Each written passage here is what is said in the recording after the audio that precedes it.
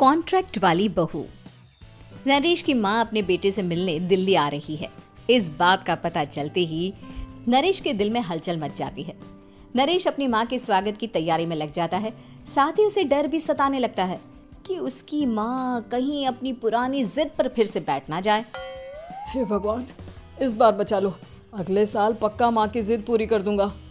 तभी दरवाजे की घंटी बजती है।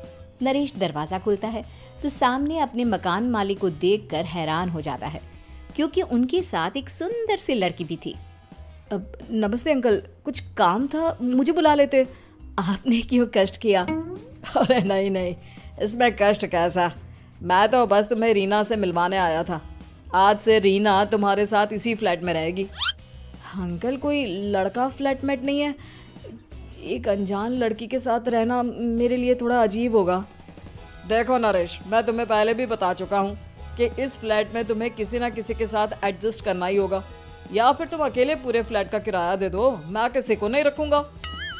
नरेश अपने मकान मालिक की बात सुन के रीना के साथ रहने के लिए तैयार हो जाता है, पर अंदर ही अंदर उसे ये बात खाने लगती है कि वो अपनी माँ को क्या जवाब देगा जब उसकी माँ रीना के बारे में उसे पूछेगी।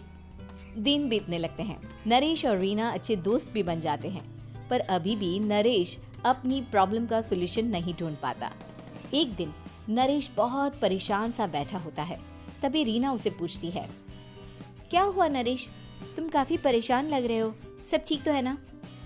हाँ सब ठीक है, बस एक छोटी सी प्रॉब्लम है। वो एक्चुअली 2 दिन बाद मेरी माँ मुझसे मिलने आ रही है। अरे तो इसमें प्रॉब्लम क्या है, ये तो खुशी की बात है। हाँ रीना, बट मेरी माँ एक जिद लेकर बैठ गई है कि मैं शादी कर लूँ, पर मैं अभी इस चीज़ के लिए तैयार नहीं हूँ। ऊपर से जब वो तुम्हें देखेगी तो 100 सवाल करेगी, क्या जवाब दूंगा? अरे इसमें कोई टेंशन वाली बात नहीं है। मेरे पास ना इस प्रॉब्लम का सलूशन है, जिससे ना तुम्हें शादी करनी पड़ेगी और ना ही तुम्हारी माँ मेरे बारे में कुछ पूछेंगी। रीना की बात सुनकर नरेश सोच में डूब जाता है। वो सोचता है कि रीना खुले ख्यालों वाली लड़की है, कहीं माँ को सच बता ना दे। नरेश को सोच में डूबा देखकर रीना कहती है, अरे क्या हुआ, किस सोच में पड़ गए? डोंट वरी, जैसा तुम सोच रहे हो ना वैसे कुछ भी नहीं है। मेरे पास एक प्लान है। मैं कुछ समझ नहीं पा रहा हूँ, कैसा प्लान? मैं समझाती हूँ। हम ना एक कॉन्ट्रैक्ट मैरिज कर लेते हैं। फिलहाल मेरे पास जॉब नहीं है, तो तुम इस रूम का किराया दे देना जब तक तुम्हारी माँ यहाँ रहेंगी, सिर्फ तब तक। और तुम अपनी माँ से कह देना कि मैं तुम्हारी पत्नी हूँ, इससे वो मेरे यहाँ रहने पर कोई सवाल भी नहीं करेंगी। अरे बात तुम्हारी ठीक है, पर माँ से झूठ बोलना, ना ना बाबा, मैं ये रिस्क नहीं ले सकता। कोई और आइडिया दो ना तुम। देखो मंजूर हो तो बोलो, वरना सच बता दो, मुझे कोई प्रॉब्लम नहीं है। रीना की बात सुनकर नरेश सोच में डूब जाता है। बहुत सोचने के बाद जब उसे कोई रास्ता नहीं मिलता तो वो रीना के बताए हुए रास्ते पर चलने के लिए तैयार हो जाता है। वो रीना से बात करता है और अपनी माँ की पसंद और नापसंद के बारे में बताता है। रीना भी नरेश की सभी बातों को ध्यान से सुनती है, ताकि कहीं उससे कोई गलती ना हो जाए। आखिर वो दिन भी आ जाता है जब नरेश की माँ उससे मिलने दिल्ली आ जाती है। नरेश अपनी माँ को फ्लैट पर लेकर जाता है। जैसे ही नरेश की माँ फ्लैट के अंदर जाती है, रीना उसके पैर छू लेती है। ये देखकर नरेश की माँ थोड़ी घबरा जाती है और नरेश से पूछती है, अरे बेटा नरेश, ये कौन है? माँ ये आपकी बहू रीना है। माफ़ी चाहता हूँ, सब कुछ इतनी जल्दी में हुआ कि आपको बता ही नहीं पाया, इसलिए सोचा कि क्यों ना आपको सरप्राइज दिया जाए। अरे बेटा, मैं तो बस तेरा घर बसा हुआ देखना चाहती थी। हाँ, बहुत अरमान थे अपनी इकलौती बेटी की शादी को लेकर, लेकिन कोई बात नहीं, शायद किस्मत को यही मंजूर होगा। ये कहते ही नरेश की माँ रीना को गले लगा लेती है। रीना बेटिया, मेरा बेटा ना थोड़ा नादान है, पर तुम काफी समझदार लगती हो, और मैं जानती हूँ कि तुम इसका बहुत अच्छे से ध्यान रखोगी। माँ आप चिंता मत कीजिए, मैं सब संभाल लूंगी। नरेश की माँ अपने बहू और बेटे के साथ खुशी खुशी रहने लगती है। दिन बीतने लगते हैं। नरेश की माँ और रीना का रिश्ता बहुत मजबूत होता चला जाता है। वो दोनों सारा दिन एक साथ रहती और खूब बातें करती। इधर साथ रहते रहते नरेश और रीना भी एक दूसरे से प्यार करने लगते हैं। दोनों को इस बात का एहसास हो जाता है, फिर भी वो इस बात को छुपा कर ही रखते हैं। एक दिन नरेश की माँ और रीना शादी के बारे में बात करने लगते हैं।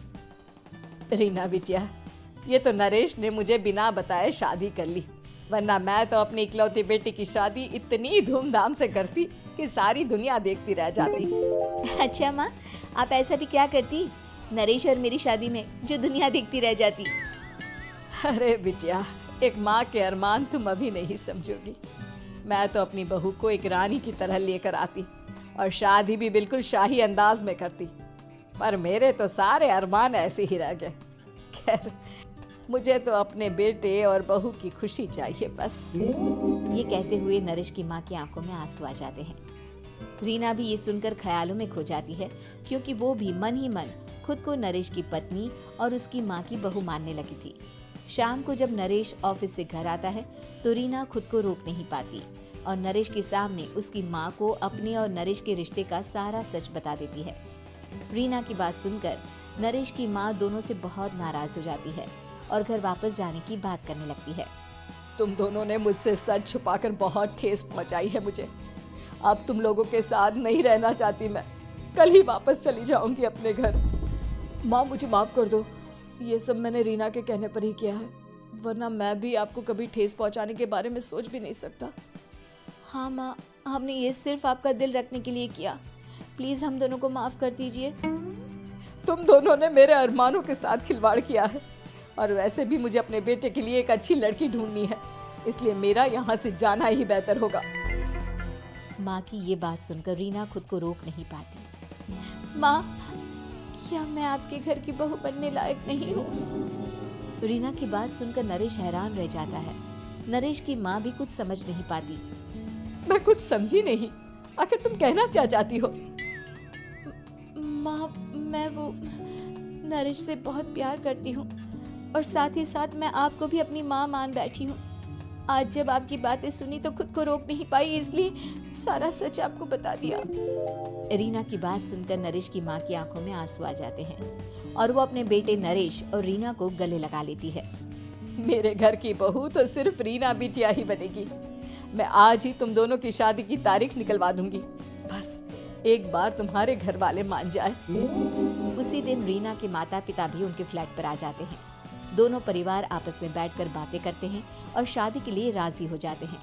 रीना भी कॉन्ट्रैक्ट फाड़ देती है और कहती है, सही मायने में मैं अब बहू बनूंगी, अब तक तो सिर्फ कॉन्ट्रैक्ट वाली बहू थी।